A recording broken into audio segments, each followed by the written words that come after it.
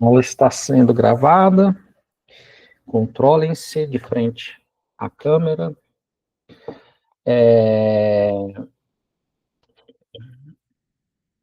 Então, vamos dar continuidade no nosso curso. Isso que a gente falou na aula passada, né? A gente encerrou justamente aqui, né? Implemente uma solução usando threads e process e avalie o desempenho deles em relação ao não paralelo. Aumentar a quantidade de cidade, diminuir o tempo, quanto foi melhor usar threads ou process, né? Então, são perguntas inerentes quando a gente procura a paralelização, né, de algum algoritmo. Ao paralelizar, a gente não tem intenção de diminuir a, a eficácia dele, né? O que eu parei para pensar, né? A eficácia dele, né? A gente quer aumentar algum parâmetro, né? O desempenho, né? A velocidade, a gente diminuir, por exemplo, o tempo de execução, né? A gente geralmente procura isso, né? Mas vamos supor que ele faz uma operação, só pelo fato dele paralisar, a resposta está errada, então, né, a tua técnica, o que você fez está errado, a ideia é que não vai aumentar, né? Que vai permanecer, o que a gente quer trabalhar com o tempo, que a gente vai diminuir o tempo. Só que dependendo da quantidade de threads, de process, a gente vai perceber que né, a gente tem que analisar essas tendências, é isso que eu estava comentando com vocês antes de começar a aula, né? A gente geralmente tem, à medida que a gente vai aumentando a thread, a gente vai tendo algum ganho, mas chega um limite, né? Que são os limites associados aos recursos. Os processadores têm os seus limites quanto à thread, quanto à paralisação. Então, é isso que eu gostaria que vocês analisassem. E é sempre muito bom pôr no gráfico, né?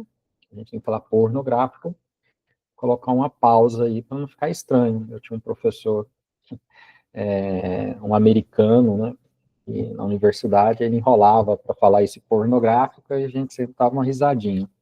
O cômico que ele era padre, então aí ficava uma coisa meio estranha, né? Vindo dele, assim, né? Meio estranho, né? Que toda hora era aula de álgebra linear, né? Então toda hora tinha pornográfico. Aí a gente falava que era a aula mais pornográfica da faculdade, né? Mas, então a gente tem que analisar essas tendências, né? Então, ver um ponto isolado, ele não diz muita coisa. Então, a gente coloca um gráfico e analisa, tá bom? Então, isso, vão trabalhando em cima disso. E a última aula era para ser finalizada com esse algoritmo, né? O algoritmo do PRIM, né? Lembrando, né, que a gente estava trabalhando com a árvore de amplitude mínima e relembrando que a gente viu a árvore de amplitude mínima, porque a gente estávamos falando de soluções gulosas. Então, as soluções gulosas são umas soluções que elas são fáceis de serem implementadas, porque elas não são tão sofisticadas, né? Você tem, num determinado momento, você escolhe a melhor opção e vai nela, e depois analisa o próximo passo, a melhor opção, e vai nela, e assim por diante. Então, ela é uma maneira bem simples de resolver um problema. Ela é determinística, que uma vez que você está escolhendo sempre as melhores opções, ela é rastreável, né? Sempre que a gente executar, a gente vai encontrar, a gente vai conseguir ter o mesmo caminho, né? A busca da solução, ela vai sempre percorrer o mesmo caminho, e ela é simples, ela é fácil. Então, muitas das vezes a gente utiliza essa solução gulosa para ser o nosso baseline, o nosso algoritmo de referência. E é muito interessante, porque ele geralmente ele tem um bom resultado, e depende do problema, mas depende de como você vai implementar. Então, existem várias variáveis, mas no geral, ele é algo que tem um desempenho bom. A questão é que a gente não tem a certeza de estar encontrando o ótimo global, né? A gente falou em aulas passadas do ótimo global, do ótimo local, né? Algumas vezes a gente está encontrando só os ótimos locais, né? Então a gente não tem a certeza de encontrar o ótimo global. Mas exemplos de como o algoritmo guloso pode ser aplicado e dando bons resultados, né, encontrando uma solução ótima, é o problema da árvore de amplitude mínima, né? Que a gente tem um grafo, desse grafo a gente cria uma árvore, e essa árvore, ao analisar os custos das arestas, a gente vai encontrar o menor valor, né? Esse é o problema da árvore de amplitude mínima, ou simplesmente aí o MST, que vem de Minimal Spanning Tree, tá bom? Então, aí a gente viu na aula passada o Kruskal, né? Que é um algoritmo que a gente pega a lista, relembrando o Kruskal, né? A gente pega uma lista de arestas, ordena pelo menor custo e vai adicionando essas arestas no grafo, evitando ciclos, né? Então, esse é o Kruskal, funciona dessa maneira. A complexidade do Kruskal é como você vai detectar um ciclo, né? Você tem que tomar cuidado para não fazer besteira, mas, assim, não fazendo besteira, o Kruskal, ele vai ser a gente vai resolver ele é um problema linear, né? Uma solução gulosa é um problema, a gente resolve o BO linear. O PRIM é muito parecido, né? Assim, quer dizer, o problema é o mesmo, né? Tanto o Kruskal quanto o algoritmo PRIM é criar a árvore de amplitude mínima, só que o PRIM ele vai ser um pouco, quer dizer, ele tem que ser diferente, né? Porque é outro algoritmo, né? Mas em vez da gente começar pelas edges, né? A gente vai pensar em vértices. E o PRIM, ele tem uma certa semelhança com o algoritmo de Dijkstra, né? Mas, enfim, vamos ver aqui o PRIM. Então, a inicialização, ele mantém uma fila de prioridades mínimas, que ele chama de Q, né? Enfim, é uma fila, pode dar o nome que quiser, a gente precisa dessa fila, contendo todos os vértices que ainda não foram incluídos no MST. É por isso que eu falei que o Kruskal, a gente parte de uma lista de edges, né, de arestas, e aqui no PRIM a gente parte de uma fila, né, de vértices. Aí a gente pega cada vértice possui uma chave, que é um conceito aqui que vai aparecer, que essa chave vai ser a gente vai ver ali no próximo slide, basicamente uma tupla de valores, né, que representa o peso mínimo de qualquer aresta que o conecta a um vértice já na MST.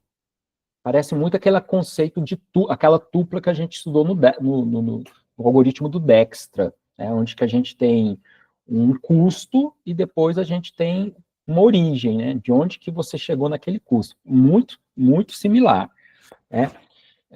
Inicialmente, todas as chaves são definidas como infinito. Novamente, lá do Dijkstra, né? Lembra-se? A gente inicialmente cria as tuplas, coloca o valor infinito e tal. É muito parecido esse processo de inicialização. E aí a gente vai construir a construção dessa MST, ela vai sendo construída aos passos, como toda solução gulosa, né? A gente vai fazendo por etapas. Então, o algoritmo repete os seguintes passos até que a fila de prioridades esteja vazia. Que repare aí que a gente inicialmente cria essa fila aqui, né? Essa fila, aí depois a gente vai removendo, na hora que ela está vazia, não tem mais nada o que fazer. Essa é a ideia. Então, extrai o mínimo, remove o vértice, né, da fila que possui a menor chave. Esse vértice, então, é adicionado a essa MST, que vai ser construída, né? Mas, peraí, remove o vértice U da fila Q, que possui a menor chave, mas a gente, nesse ponto, a gente pode escolher um vértice inicial né, ou não, né? Porque lá, por que eu estou falando isso? Porque lá no Dijkstra a gente precisa escolher uma origem, né? Mas aqui não é essa a ideia. A gente não é criar um caminho que liga dois vértices, né?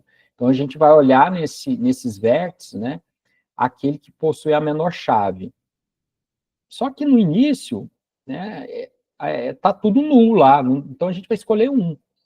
Depois, vai atualizar os vizinhos para cada vizinho desse nó que a gente escolheu, né? A gente vai analisar os vizinhos dele.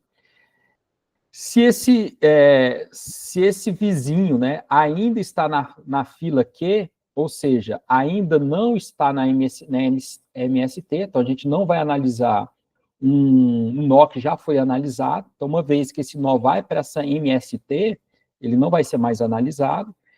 Se o peso da aresta for menor, a gente tem que levar isso em consideração, porque o nosso objetivo é pegar a menor aresta. Se esses dois pontos aí for verdadeiro, né, então a chave V é atualizada para aquele WV, né, o peso, a gente extrai o peso de UV, o peso da aresta é entre U e V, e o PREV é definido como 1, né, o PREV é de onde que ele veio, também bem parecido com o algoritmo do Dijkstra.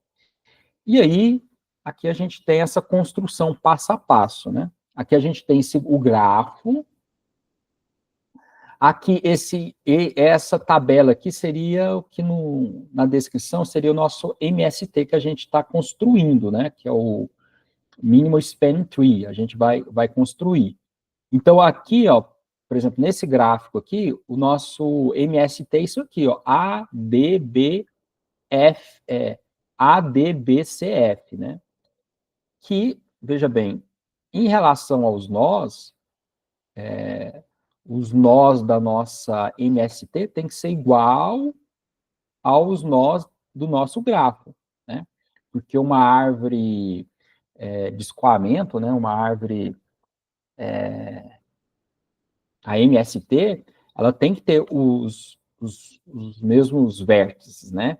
E de um vértice você tem que atingir qualquer outro vértice, mas a gente não pode ter ciclos aqui, né? Eu não posso ter o A, B, o A, o D, o B, o C, o F, o E e voltar para o A. Não pode, né? Porque justamente é uma árvore, né? E a certeza que depois de construído essa árvore, esses nós aqui, eu não coloquei aqui o valor, né? Mas se eu somar aqui esses valores, é o mínimo, o valor mínimo, né? Então, como que ela é construída? Agora vamos ver passo a passo. Inicialmente aqui, né, você coloca todos os vértices, né, que é o A, B, C, D, E e F, né? Aí é que eu comentei aqui com vocês, né? A gente vai partir de 1. Né? A gente vai partir de 1, porque qual que eu vou partir agora, né? O A, o B, porque os custos não estão no vértice, estão nas arestas. Então, qual que eu vou começar?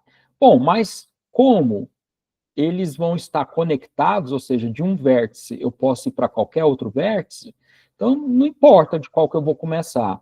No final tem que, se eu começasse do C, se eu começasse do F, ia dar na mesma. Eu vou analisar todos eles. Então, eu vou começar aqui, ele começou, né, a análise aqui do A. Então, A, B, C, D, E, F, aí 0, né, 1000, infinito, infinito, aqui está tudo infinito, e aqui o 0 é porque ele começou, eu escolhi o A, né, eu vou começar do A. Então, eu pego esse A e adiciono a esse meu conjunto S. Por que ele é um conjunto? Porque ele não tem repetição. E depois, aí eu vou analisar quais são os vizinhos do A.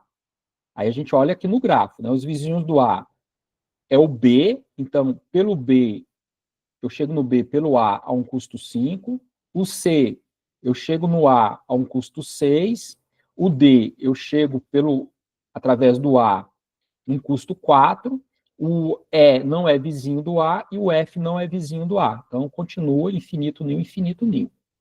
Desses daqui, eu vou olhar e vou pegar o menor. O menor é 4A, então eu adiciono o D aqui no meu conjunto S. Então, eu pego o S, aqui o D, e vou analisar com todos os nós, né? Todos os vizinhos, todos os nós vizinhos do D e que não está no conjunto S. Então, quem que é vizinho do D? Quem que é vizinho do D? É o A, mas o A já está no meu conjunto, então eu ignoro o A. Quem que é vizinho do D? O B.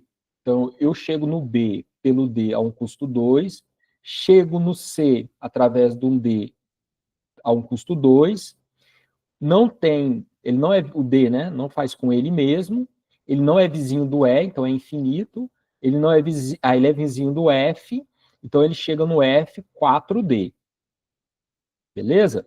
Nesses daqui, eu vou pegar o menor, que no caso aqui, 2D, B e C são os menores. Aí escolhe aleatoriamente um. Né? Então eu vou pegar aqui o 2, ele pegou, né? Aqui escolheu o 2B. Então o B vem para cá, adiciona no conjunto S e pega todos os vizinhos de B. Então, o A não, mas o A é vizinho o A é vizinho do B, mas ele já está no conjunto S. Então a gente ignora o B, ele para ele mesmo ignora. Para o C, através do B, ele atinge o C a um custo 1. O D está na lista, ignora. O E não é vizinho. O F, ele atinge através do D, né, o F aqui, né, ele vai atingir ao custo E por 4. 4 é igual, aí mantém, né, o 4 aqui, porque não é menor, mantém. E pegando aqui, qual deles que é o menor é o 2D. Então, o D, né? Só que o D já está aqui, né? Ou, desculpa, agora eu me perdi. Eu estava nessa linha aqui, né? Nessa linha daqui, ó. Não aqui de cima, aqui de linha. Aqui o menor é o 1. Então, o menor aqui é o C. Então, o C vem para cá e agora a gente pega os vizinhos do C. Aí, deixa eu seguir reto aqui, que ali eu me confundi. Então, os vizinhos do C é o E e o F. Então, o E, através do C, ele atinge o E a um custo 5, e através do C, a gente atinge o F a um custo 3. Qual dos dois que é menor? Né? O F. Então, o F vem para cá. E a gente faz tudo, o A ignora porque está no conjunto, o B ignora porque está no conjunto, o C ignora porque está no conjunto, o D ignora porque está no conjunto, o F ignora porque ele é ele mesmo. Então, o F, aqui, eu atinjo pelo o F atinge o E a um custo de 4. Pronto. Né? Aí, esse conjunto S já tem todos os vértices. Então, como que esse grafo, essa árvore, ela é construída? Pegando aqui, ó. Então, F no E, né? Aqui, ó, FE a um custo 4, aí a gente põe um 4 aqui, né? Aí depois a gente vai para o E. Opa, a gente já estava no E, né? Então aí eu vou para o F. Então, começa aqui com E, que é o maior aqui, né? Então, F é um custo 4. Aí depois a gente vai para o F. O FC, eu faço essa aresta com custo 3. E depois eu vou para o C. Aí o C, D, um custo 1, e vou para o B. O B com D, um custo 2, e vou para o D. O D para o A, né? DA, vai ser uma aresta com custo 4, e depois eu vou para o A, e o A acabou. Então, esse é o prim. Né? Beleza? Tá claro para vocês? Entenderam?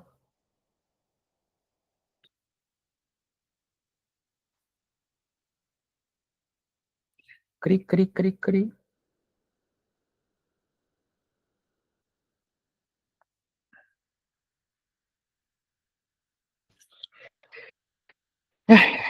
Tranquilo, né? Então, aqui, ó, em cada linha, ignore os vértices que não são vizinhos e os que já foram visitados. Né? Os que não são vizinhos, a gente olha para o grafo. Os que já foram visitados, a gente olha para esse set S aqui. Né? Então, perceba que tudo que a gente fez, ele também vai ser uma solução gulosa, né? Vai ser uma solução linear. A gente vai percorrendo todos os que a gente fez, foi percorrer, né, todos os vértices aqui, né? Então, vai ser n vezes, na pior das hipóteses, né? N vezes n, que vai dar, na verdade, um polinomial, né? N ao quadrado, né? Vai dar um polinomial. Mas não é exponencial nem fatorial. Tranquilo? Beleza? Damos por encerrado o algoritmo PRIM, ou alguém quer fazer algum comentário?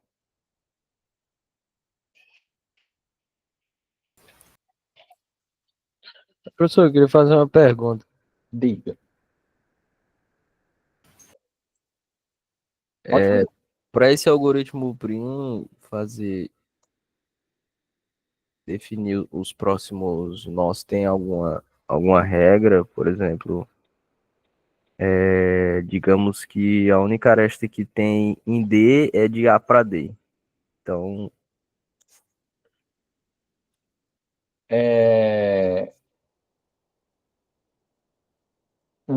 Você está falando que se aqui só tivesse um, se só tivesse uma aresta de A para D. Aí, no caso, ele já não poderia escolher isso como o caminho mais curto.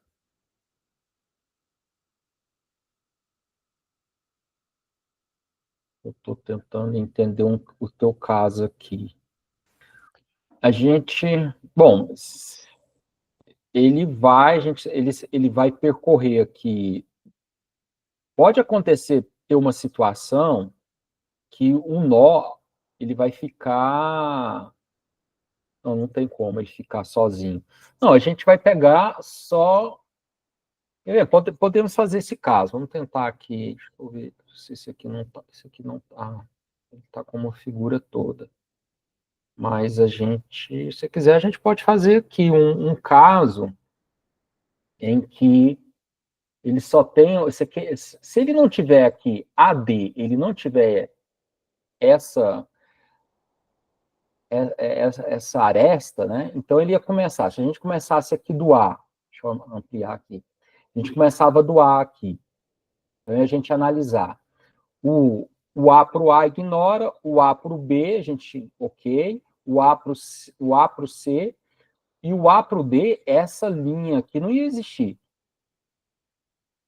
Aí a gente ia ligar o E e o F. Então, esse cara aqui, ele não ia existir.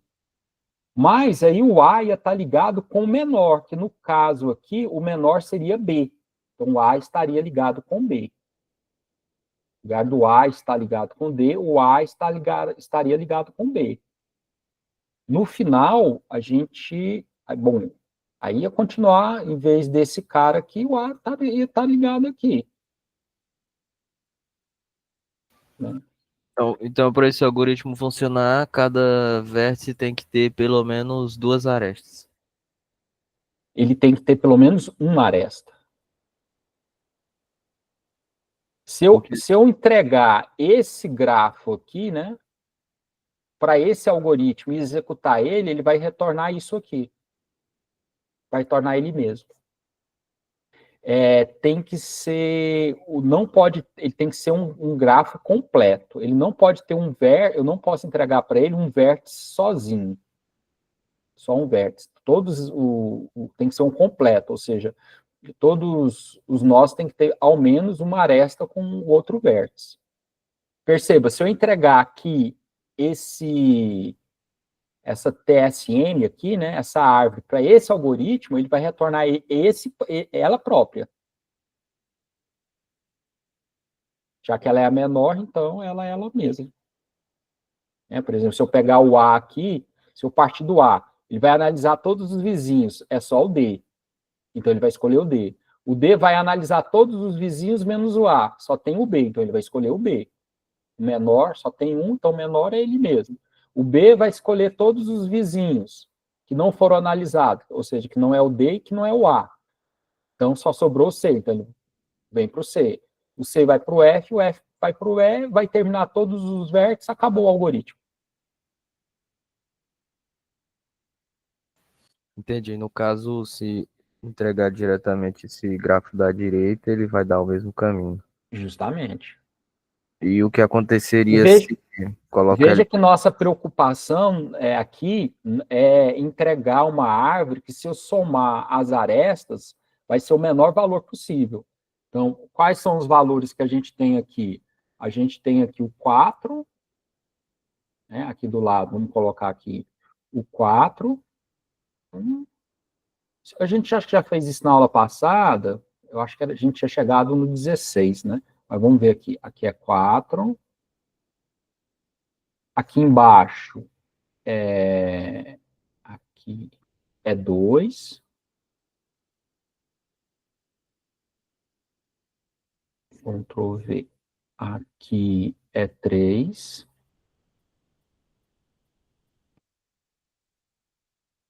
Aqui é 1. Esse aqui é 1. O outro ali é 4. Aqui. Aqui é 4. Falta alguém? Não, né? A gente já pôs tudo, né? 4 com 3, 7, com 8, com 2, 10, com 4, 14. A gente encontrou 14. Então, 14 é o nosso valor mínimo. A questão é, existe uma outra forma de organizar, de ligar de ligar os vértices aqui, né? De criar uma árvore com um valor menor do que 14, né? Se a gente rodou o algoritmo corretamente, não existe. Essa é a pergunta do, do Minimal Spanning Tree, né, do MST. Eu dou um grafo e você tem que retornar uma árvore com menor somatória dos custos das arestas. Essa é a pergunta. Aqui a gente, ó, 4, aqui, ó, 4 com 3, 7, 7 com 8, 8 com 10, 10 com 4, 14, 14 com 0, é isso mesmo, 14.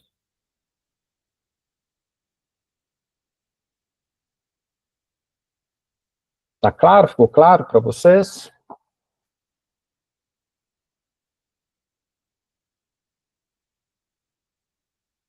Então, bora. Bora não, calma, bora para outro slide. Né? Você fala bora, agora todo mundo desconecta. Arrume, controle isso. Deixa eu compartilhar isso daqui.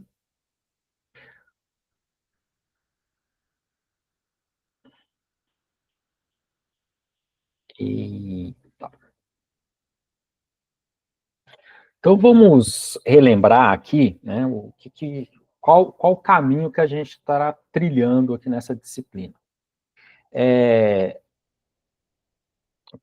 A primeira aula, deixa eu resgatar aqui da cabeça.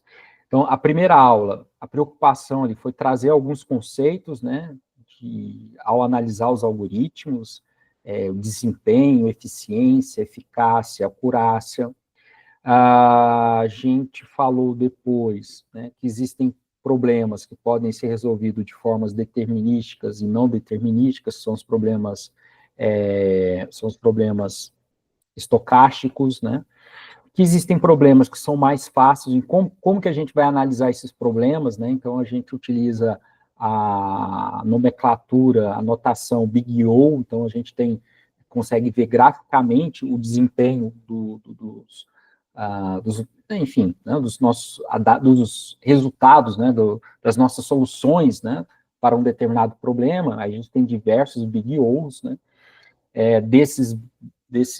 dessas complexidades, né, que a complexidade é uma maneira da gente analisar o algoritmo em relação à quantidade de etapas que são executados em relação à entrada, né.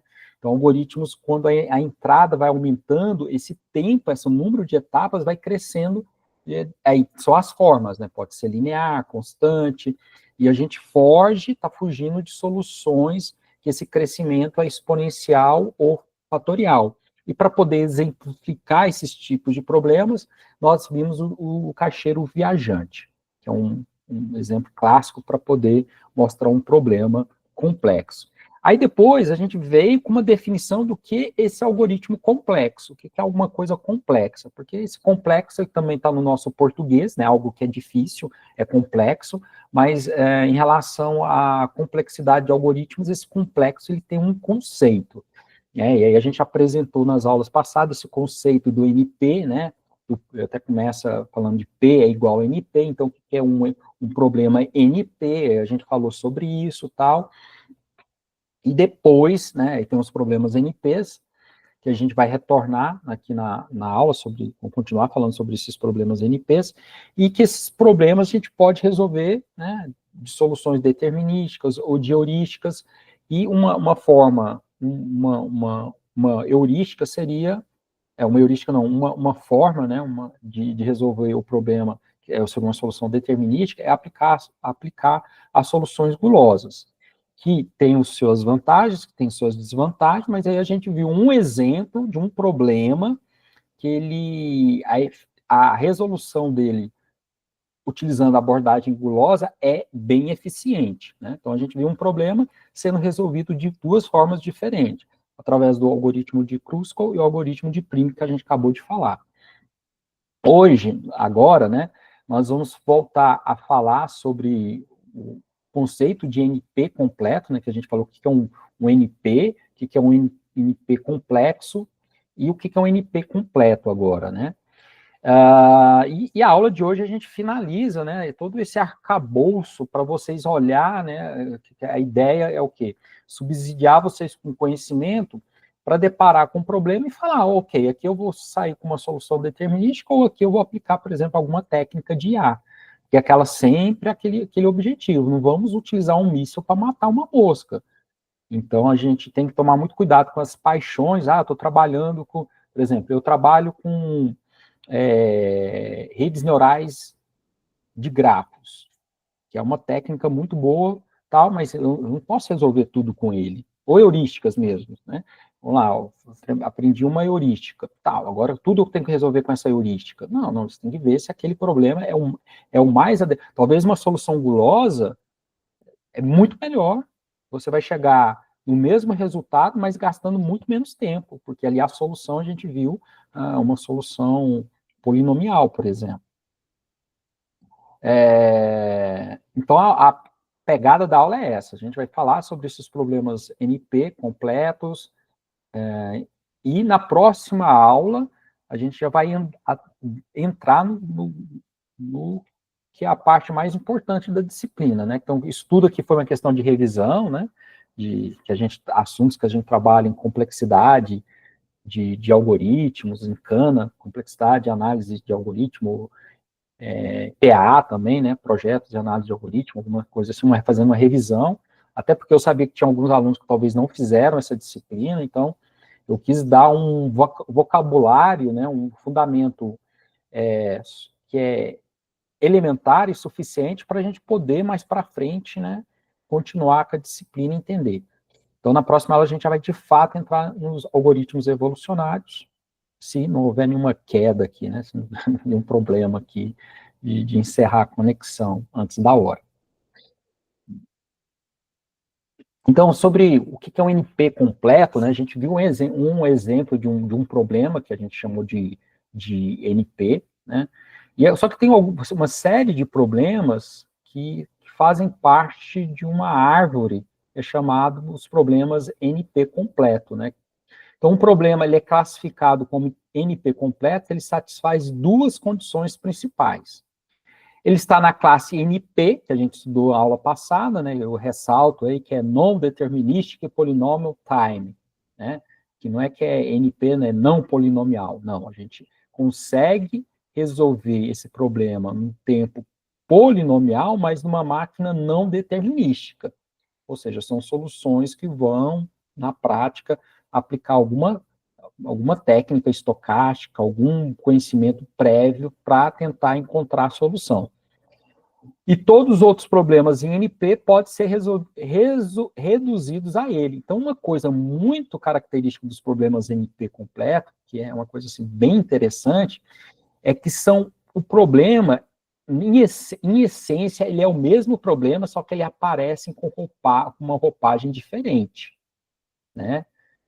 E por que que eu estou falando isso? Porque, muitas das vezes, quando a gente vai aplicar uma técnica, a gente vai utilizar um tomahawk, um míssil, um, um míssil muito poderoso para resolver um problema, a gente precisa demonstrar que aquele problema ele é muito complexo, ele é um problema, por exemplo, que não tem solução determinística.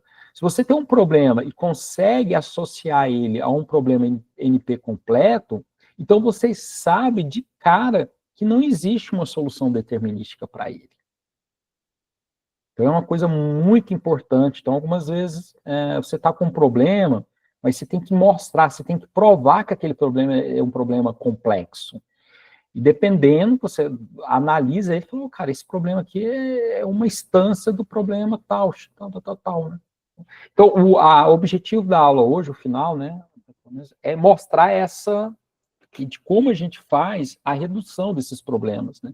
Algumas vezes a gente depara nos livros esse conceito de reduzir, né, um problema ele é reduzido a outro, que está associado à transformação. Eu vou transformar um problema no outro problema. Ou também, algumas vezes, em inglês, a gente encontra o mapeamento, embedding, né? Mapear. Eu vou mapear um problema no outro. É a mesma coisa, é reduzir, traduzir e mapear é a mesma coisa.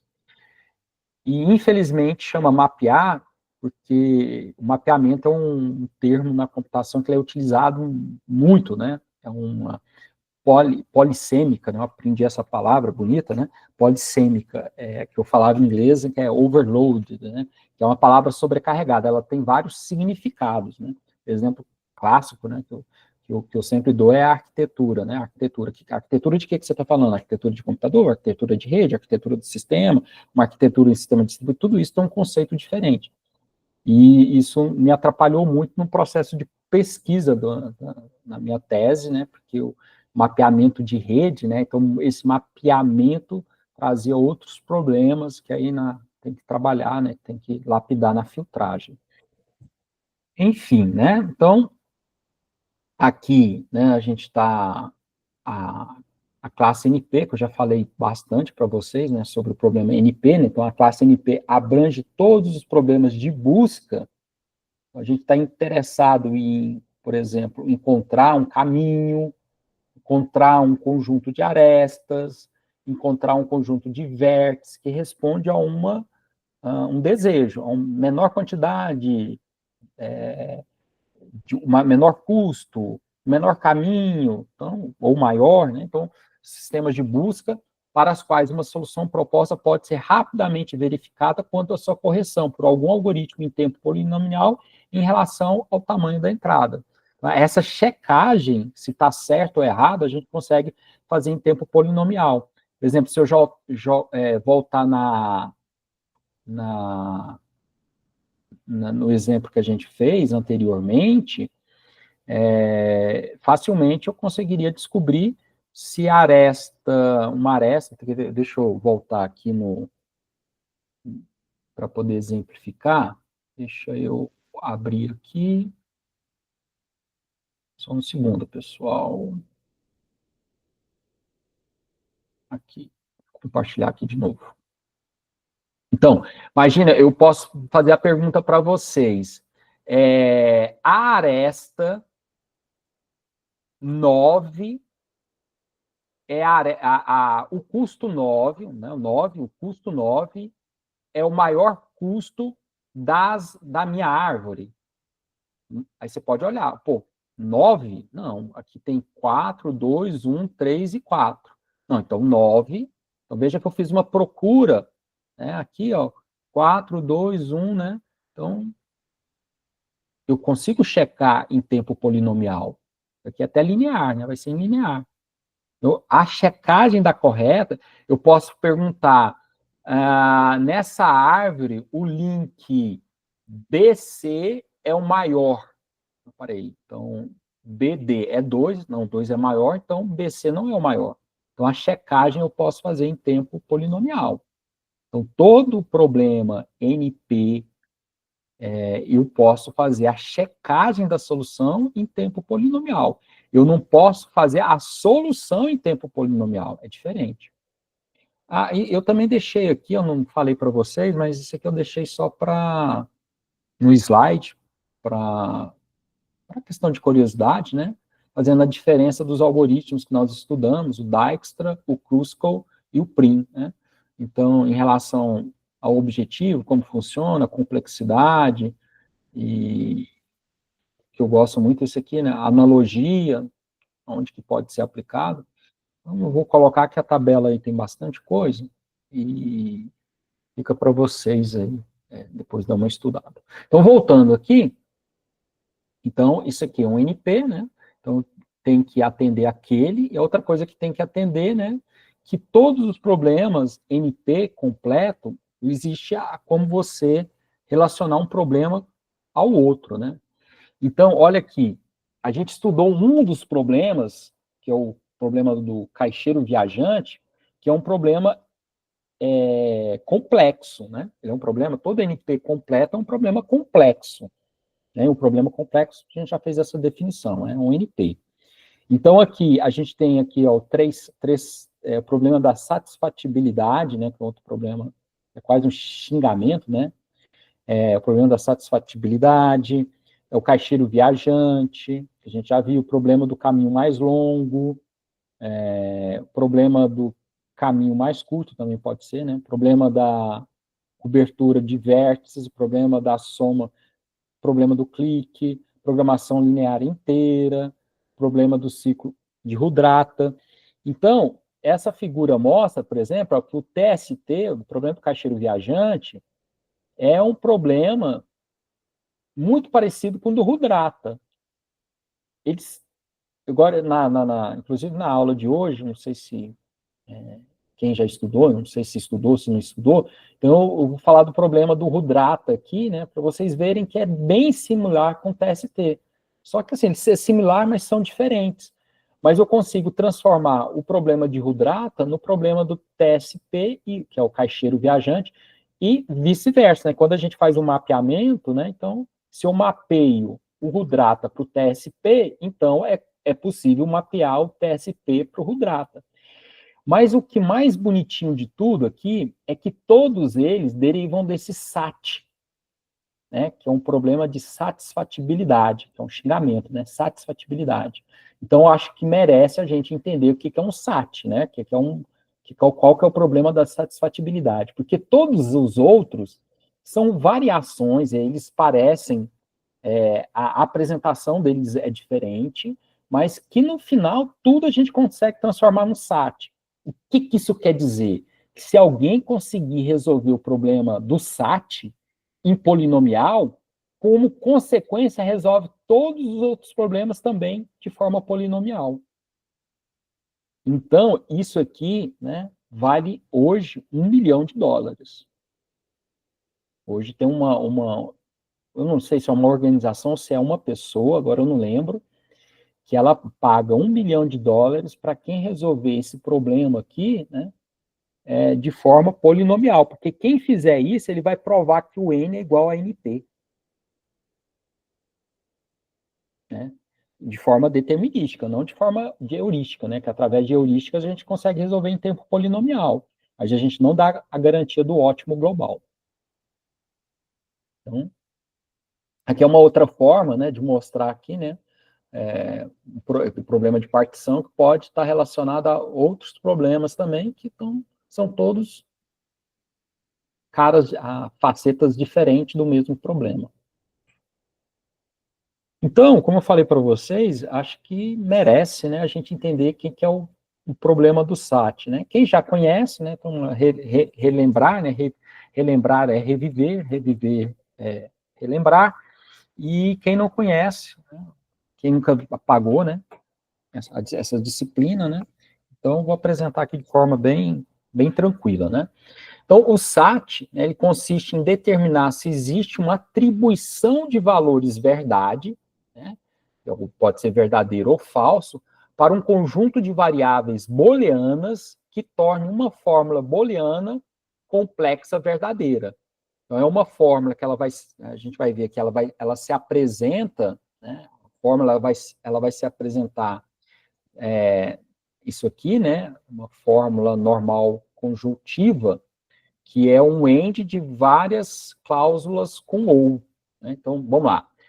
Eu já adiantei, né? Vamos ver a estrutura, né, do problema. A gente vai ter só variáveis booleanas, né, que são variáveis que só podem assumir dois valores, verdadeiro ou falso.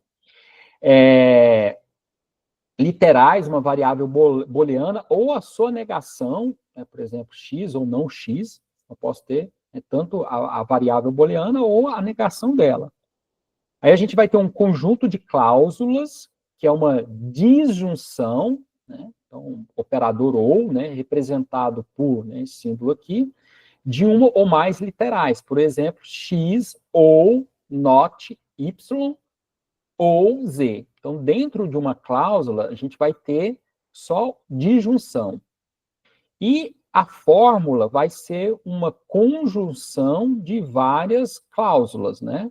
Então, o operador E, ele é representado, né, pelo esse símbolo aqui, que lembrando de lógica, né, isso aqui é voltando mais para a lógica, né, o AND e o OR a gente pode representar de várias maneiras, né, em sistemas, circuitos a gente representa de um jeito, mais ou menos, né, enfim, né, o pontinho, né, que é o AND, né, o OR é o mais, mas aqui na lógica a gente utiliza esse símbolo aqui, né. Então, a fórmula é uma conjunção, o operador E, representado por tal, nesse símbolo, de uma ou mais cláusulas. Por exemplo, aqui, né? Aqui a gente tem, aqui, ó, é essa fórmula que eu vou perguntar aqui. Existe uma atribuição para o X e para o Y para que tudo isso aqui se torne verdade?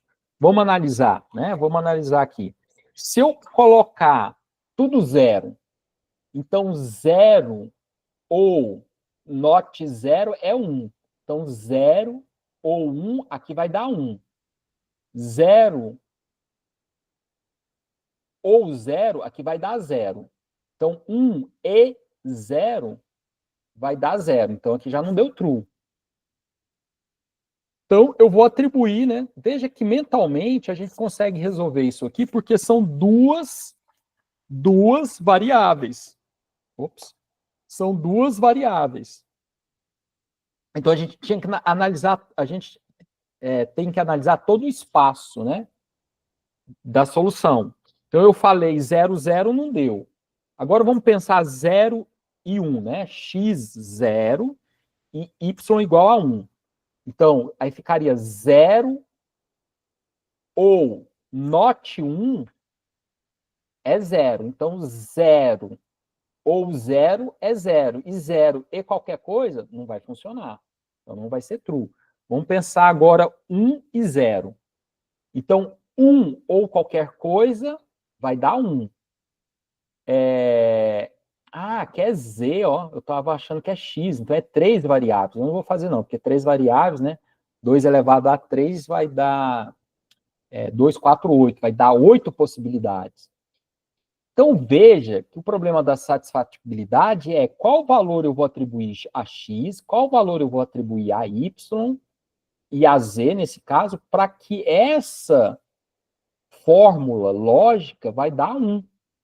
Então, veja que é um problema que facilmente a gente consegue perceber que ele é na base 2, né? Então, com 3 variáveis, é 2 elevado a 3. Eu tenho 8 possibilidades. Então, se é 2 elevado a n, eu tenho um problema exponencial. Então, se eu for resolver ele aqui atribuindo, né, os valores possíveis, eu vou ter uma solução exponencial. Por isso que ele é um problema NP. Eu não tenho, não existe uma técnica de eu adivinhar qual o valor de X e o Y e o Z em tempo polinomial. Não tem, não existe. E o legal é que é um problema extremamente simples. Eu tenho uma fórmula lógica, eu quero atribuir uns e zeros, zeros e uns aqui, para que isso aqui dê 1. Simples o problema. Então, o problema SAT pergunta, existe uma combinação de valores, verdadeiro ou falso, para as variáveis x, y e z, que torna a fórmula completa verdadeira? Gente, não existe uma solução para esse problema. Tem o caixeiro viajante, né? Tem aquela historinha, aí tem um outro problema, o problema da mochila, tem historinha, ele é mais complexo, né? Mas todos eles a gente consegue reduzir para o problema SAT. É muito interessante isso, né? Então aqui, né? A gente tem ali a ou, que é uma outra, né? Ou not B, E, B ou C. Sempre, né, na satisfatibilidade, dentro das nossas cláusulas, a gente vai ter só ou, né, a gente pode ter a literal ou a negação da literal, e entre as cláusulas, a gente tem ente, tá bom? Então, o problema SAT para essa fórmula é, existe atribuição de valores para A, B e C que satisfaça? A resposta é sim. Por exemplo, se A for verdadeiro, B verdadeiro e C verdadeiro, a fórmula fica, né? Então, a gente colocar lá, substituir o A por verdadeiro, ou not B, né? B verdadeiro, e verdadeiro e verdadeiro, então o que a gente vai ter? Verdadeiro, not V vai estar falso. Verdadeiro e falso vai dar verdadeiro, verdadeiro ou verdadeiro vai dar verdadeiro, então verdadeiro e verdadeiro, verdadeiro. Então a gente achou uma atribuição que torna essa sentença satisfatível, né? É uma outra forma da gente dizer, ó. Portanto, a fórmula ela é satisfatível se não fosse possível encontrar nenhuma, ela não seria satisfatível, né? Se não fosse possível encontrar nenhuma combinação que a tornasse verdadeira, aí ela seria insatisfatível. É que eu não li o ponto aqui, né? Continuei lendo, né? A fórmula é satisfatível, correto, porque existe uma atribuição que torna a fórmula verdadeira. Se ela não existisse, a gente falaria que ela era insatisfatível. Beleza, Nara, Isdael, tá tranquilo até aqui? É um problema simples, não é? Dado uma forma, te entrega uma fórmula e fala para você, pensa num jeito aí. Você poderia dar a sorte de aleatoriamente jogar um valor e ser verdadeira e beleza, ela é satisfatível. Mas veja aí que você você não tem a certeza. Né? Quantas vezes você vai ficar jogando valores aleatórios? E jogando valores aleatórios, pode acontecer que você está jogando o mesmo valor. Então, querendo ou não, você tem que percorrer todo o espaço de solução. Qual que é o espaço de solução aí? Se eu fosse pedir para vocês, qual é o espaço de solução? É o valor 000, 001, 010, 011, 100, 111, tá vendo? É percorrer todos os valores possíveis. Perceba que todos esses valores possíveis é exponencial, porque na base 2, 2 elevado a n. Que coisa, hein? É fantástico isso. O que eu acho mais fantástico é pensar aí na disciplina de projeto e análise de algoritmo, né, de Cantor, complexidade de análise de algoritmo, né, uma parte da disciplina a gente estuda essas transformações, aqui, aprender a fazer essas transformações. Isso é bem legal. Pelo menos eu acho, né? Essa fórmula aqui, ó, a gente chama de CNF, né, que é Conjunctive Normal Form, né, forma normal conjuntiva, né, que o AND, né, na lógica é a conjunção e o OU é a disjuntiva, né, então por isso que ela é chamada forma normal conjuntiva. Todas as cláusulas vão estar separadas em AND, né. Então, SAT, rapidamente pensamos que podemos atribuir todos os valores possíveis e caso uma possibilidade seja true, então é satisfatível. Simples, né? Bam. Veja que é uma solução ingênua do SAT. Combinando N elementos tomado N, a N, logo temos uma permutação de N, assim tomamos N fatorial, possibilidade. Um problema big ou N, que é outra forma de pensar, né? De resolver fazendo uma permutação. Aí, nesse caso, você coloca os três valores e vai permutando os valores. Também vai dar. Aqui está o crescimento, ó. Aqui eu executei lá no Google Lab, né? Então tem um link aqui para o Google Lab. Então, eu deixei esse código de exemplo. Eu não, depois, se sobrar tempo na aula, eu mostro o código de vocês, mas deixei o código aí disponível. Uma pessoa em desespero, né? Porque olha só, o tempo de execução, né? Isso aqui é o número de variáveis, né? Com duas letrinhas, A e B, A e C, e vai aumentando aqui as nossas variáveis aqui, que no caso aqui são as nossas literais lá, né? Então, tá vendo? Tanto que o tempo cresce aqui, é o comportamento aí. Então, aqui, algumas vezes a gente depara, né, que é um problema com 2 elevado a n, ou n elevado a fatorial, é o jeito de interpretar a possibilidade.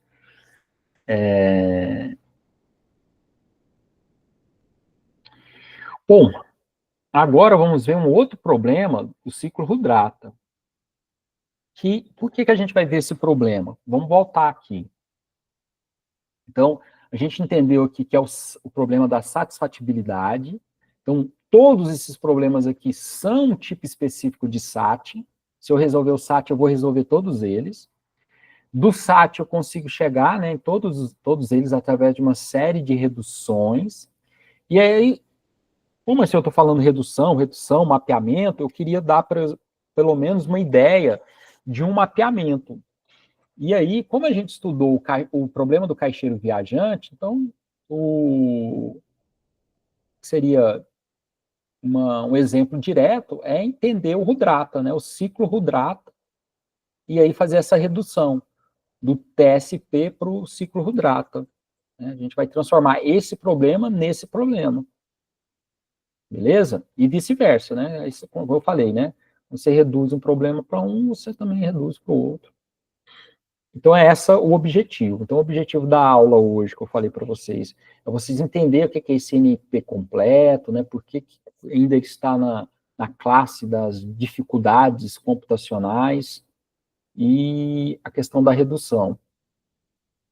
Eu acho isso muito importante, que dependendo do problema que vocês estão resolvendo, por exemplo, eu fui resolver um problema que eu tinha que resolver no doutorado, ele, ao mesmo tempo, eu conseguia reduzir ele ao TSP e ao problema da mochila. Então, com isso, quando eu fiz uma redução do meu problema ao TSP e eu fiz a redução do meu problema para o caixeiro, eu mostrei que o meu problema era um NP completo. Era um problema com uma roupagem diferente, mas ele era um NP completo. Logo, não esperem de mim achar uma solução determinística, uma solução polinomial. Ah, tua solução é horrível, hein? Não é polinomial? Ah, mas claro, ele é um NP. Se eu tivesse achado um problema, uma solução determinística, polinomial, cara, eu não estava defendendo meu doutorado, não. Estava com $1 milhão no bolso, porque eu tinha provado, entendeu? Aí, aí, que é outra coisa interessante?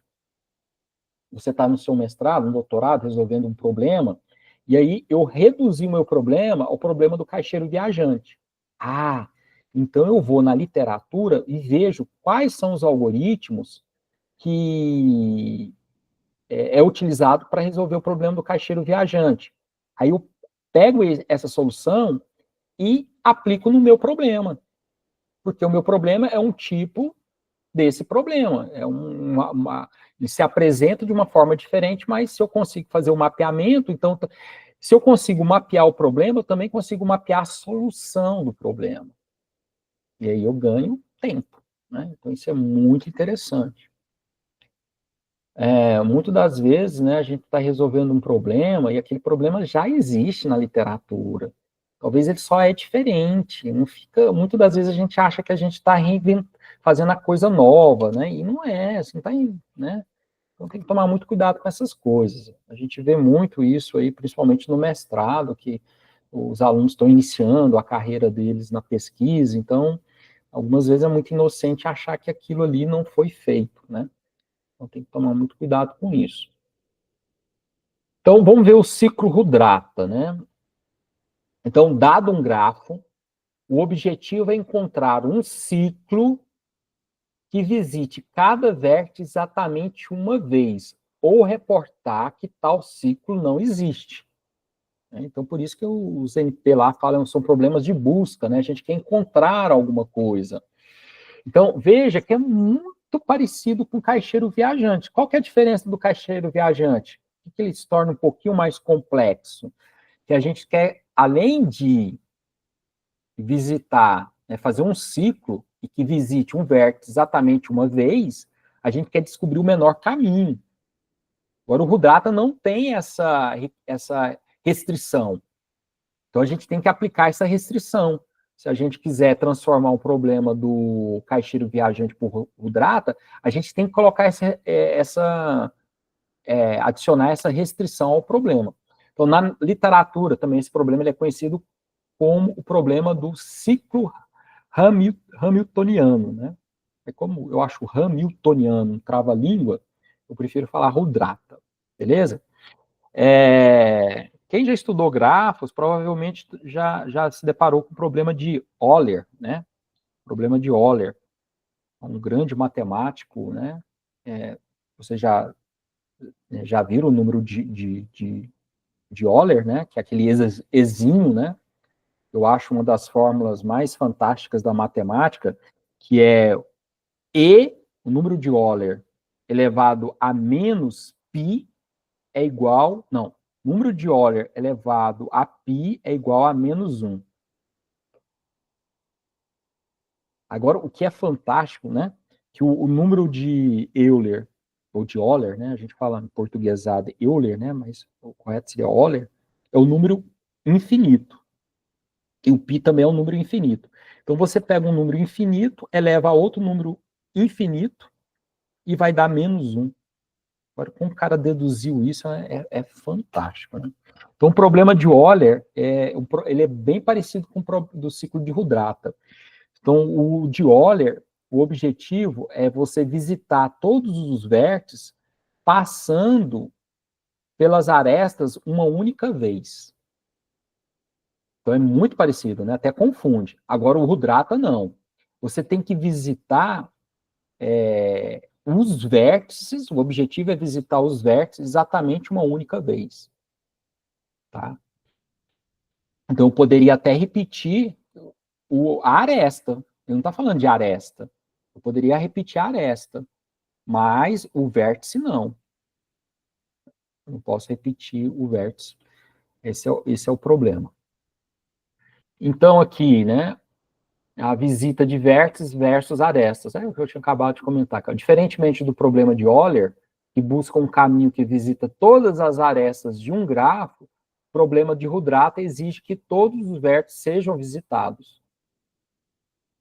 Complexidade computacional é um problema notoriamente difícil, não se conhece nenhum algoritmo polinomial para resolvê-lo. Novidade nenhuma, né? Que a gente já viu que o problema de Rudrata ele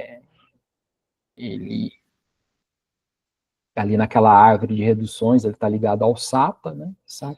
Então, veja que é interessante, que está vendo que esse problema de Rudrata, eu posso reduzir ele a um problema SAT, ó. Rudrata, e agora aqui a gente está falando de cláusulas e fórmulas. O outro, a gente está falando de arestas e vértices, mas eu consigo transformar um problema no outro. Por exemplo, eu falar, imagine não, tome, né, considere que um vértice é uma literal. Aí eu posso, que o end é uma aresta. Então eu começo a transformar um problema no outro.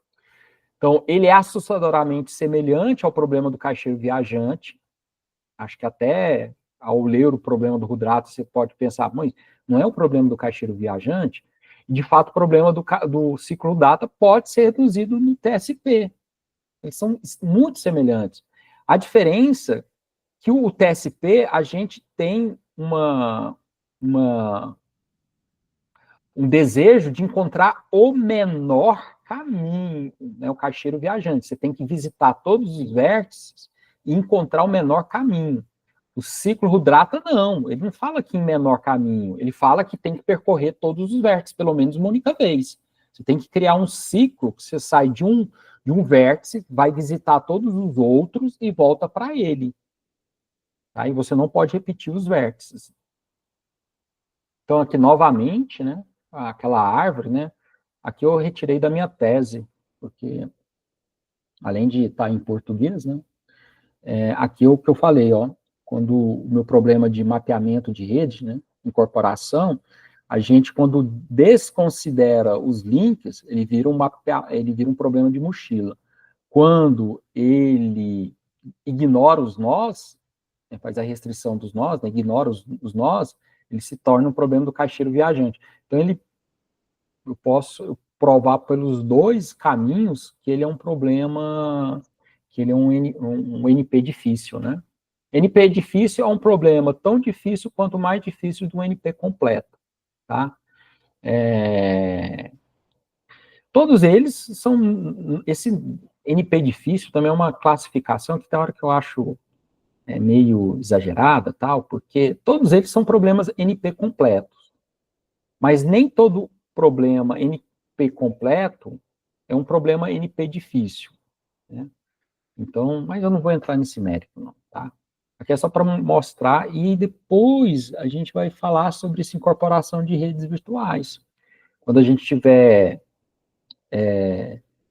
mais hábeis, né, a trabalhar com algoritmos evolucionários, aí a gente pode pegar um desses. Nós vamos começar com o problema do caixeiro viajante, tá, para resolver o problema do caixeiro viajante. A gente resolveu o problema do caixeiro viajante com a redução, mas a gente chegou com pouquíssima quantidade de cidades, 12, 13 cidades. Aí a gente já travou lá o Google, né? Porque é um problema, né, não é uma solução interessante. Aí a gente vai aplicar, resolver esse problema aqui, se der tempo, resolver esse problema aqui, né, esse aqui também. Então, relembrando aqui, né, o problema do caixeiro viajante. O objetivo é encontrar o ciclo mais curto que visita cada vértice exatamente uma vez em um grafo completo, ponderado, retornando ao ponto de partida. Cada aresta tem um peso, né? Como cada aresta tem um peso, ele é ponderado. Ele é um grafo completo porque todos os nós, um nó está ligado a todos os outros nós. Problema do ciclo Rudatra, o objetivo é encontrar um ciclo em um grafo, veja que ali não está grafo completo, que visita cada vértice exatamente uma vez, sem a restrição de custo. Então, nesse problema, a gente não está falando de custo. O problema é de decisão. O que é o problema de decisão? Existe ou não existe esse ciclo? Tá? Então, veja que eles são muito parecidos, né? E o que a gente vai fazer? A gente vai transformar o problema do caixeiro viajante no problema do Rudrata. Então, qual que é a ideia? A técnica mais comum é transformar uma instância de TSP em uma instância do ciclo Rudrata, que só terá uma solução se a solução do TSP for menor ou igual a um valor K pré-definido. Então, esse valor K pré-definido seria o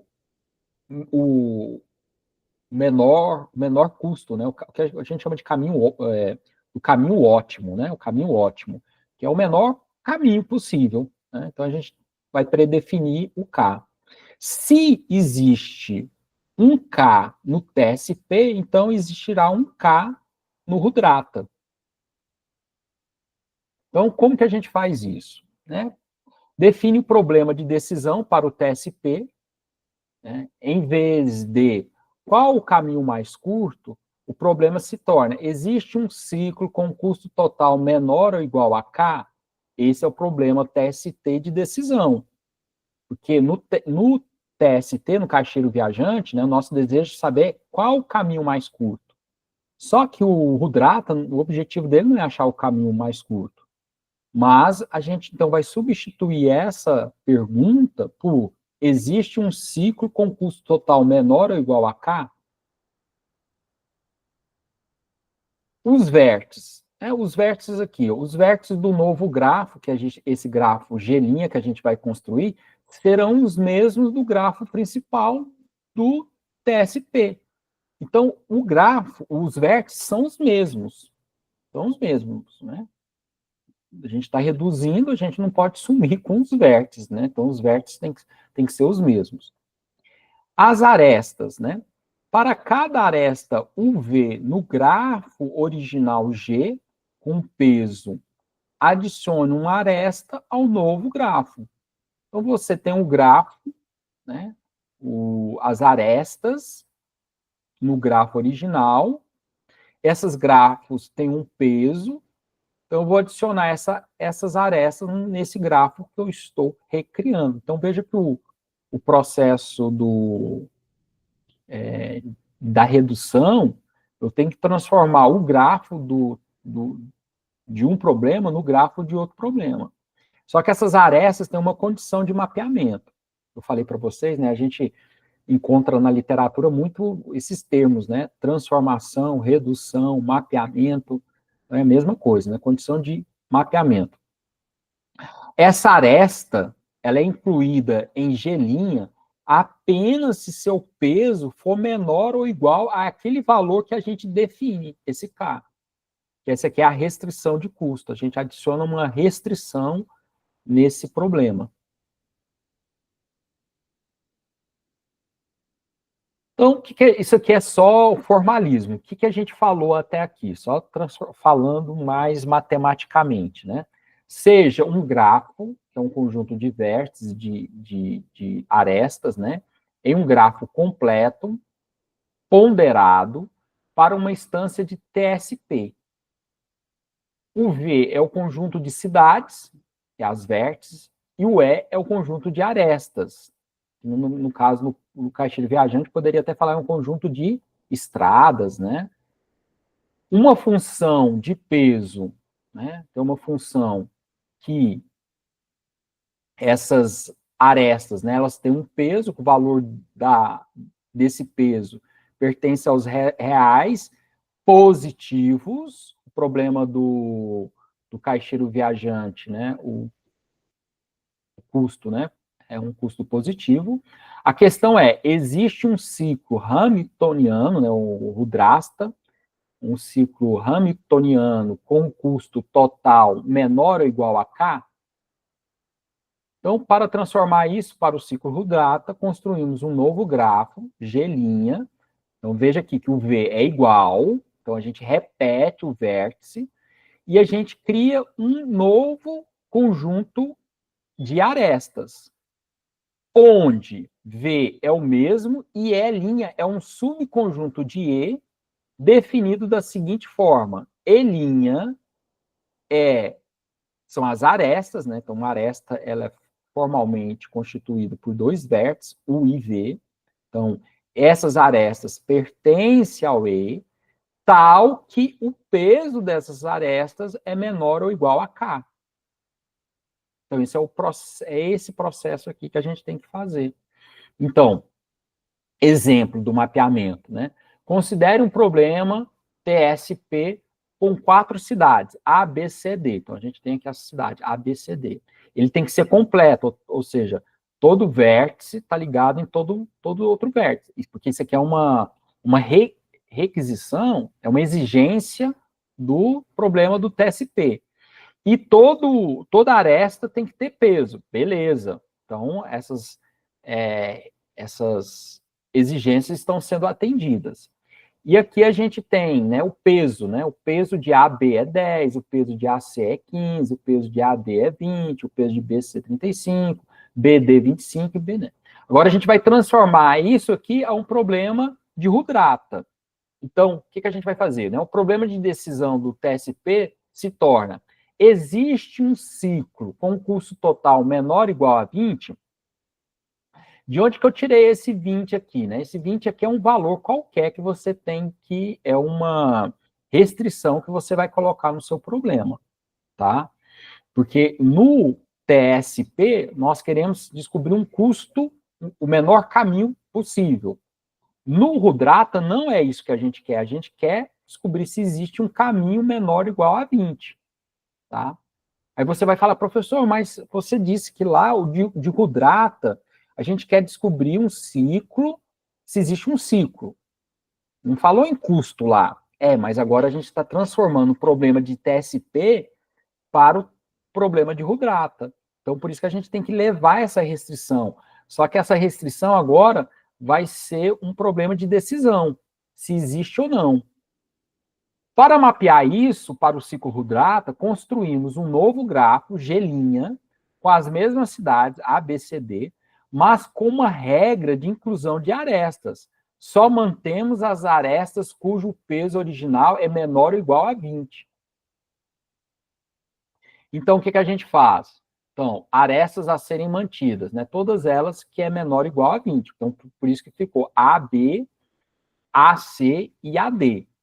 E as arestas a serem removidas são essas aqui, a gente removeu. Tá? E agora, a gente dispara o algoritmo do Rudrata. Né? Qual que é o algoritmo de Rudrata? Né? Se é possível percorrer todos os vértices, passando apenas um vértice de cada vez. Então, a gente, olhando aqui, a gente já percebe que isso é impossível. Então, o C para o A para o D, e agora como que eu vou para o B? Não tem jeito, eu tenho que voltar para o A. Então, se eu não tenho um caminho, um ciclo Rudrata aqui, então eu não tenho um caminho, eu não tenho uma solução para o problema do caixeiro viajante que o custo é menor do que 20. De novo, repito, nós pegamos o grafo, aplicamos as restrições e geramos isso daqui. Aí eu pergunto, existe um ciclo Rudrata aqui? Não, não existe. Por quê? Porque é impossível percorrer todos os vértices sem repeti-los. É possível, porque aqui eu escolho qualquer um.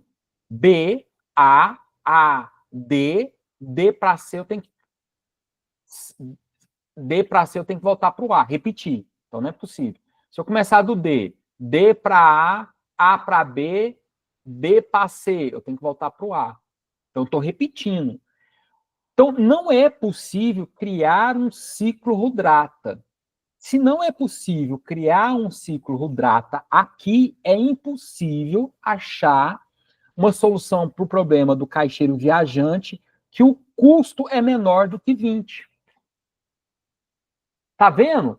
Eu apliquei uma solução do Rudrata para resolver um problema do caixeiro viajante. Isso é a redução.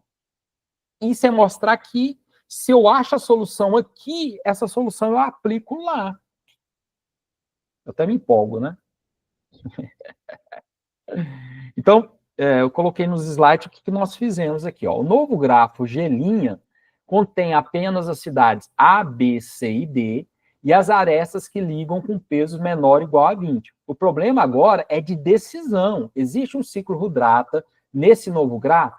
A resposta é não. Não é possível formar um ciclo que passa por todas as cidades A, B, C, D apenas com as arestas que sobraram. Conclusão do mapeamento é que, como não há um ciclo de Rudrata no novo grafo, não existe um ciclo do caixeiro viajante com custo total menor ou igual a 20. Desculpa. Que lindo! Né? E com isso, a gente... Bom, aqui, já que eu apresentei, né? Então, com isso, a gente finaliza, né, o nosso estudo de que é um problema NP, o que é um problema NP completo, por que ele é NP, qual o custo das soluções que a gente vai aplicar em problemas NP, né? Então, lá da satisfatibilidade, aí, de forma ingênua, de forma muito ingênua, você fala, eu coloco, ali eu tenho 3 literais, 3 variáveis, eu só vou fazer aí um for, né? Então, eu vou variar. 0 e 1, 0 1, 0 1, 3 for, resolve essa parada, tal, mas, cara, você tá um problema exponencial aí em mãos. Quando a entrada é pequena, 3 variáveis, 4 variáveis, você resolve. Vai para 10, vai para 14, vai para 15. Você explode de possibilidades. O programa, a sensação para o usuário é que travou, parou, opa, a máquina está parada. Então, é por isso que eu acho muito importante, antes de começar a entregar algoritmos evolucionários, entender isso, né? Para entender por que você está aprendendo algoritmos evolucionários, onde que ele vai ser utilizado.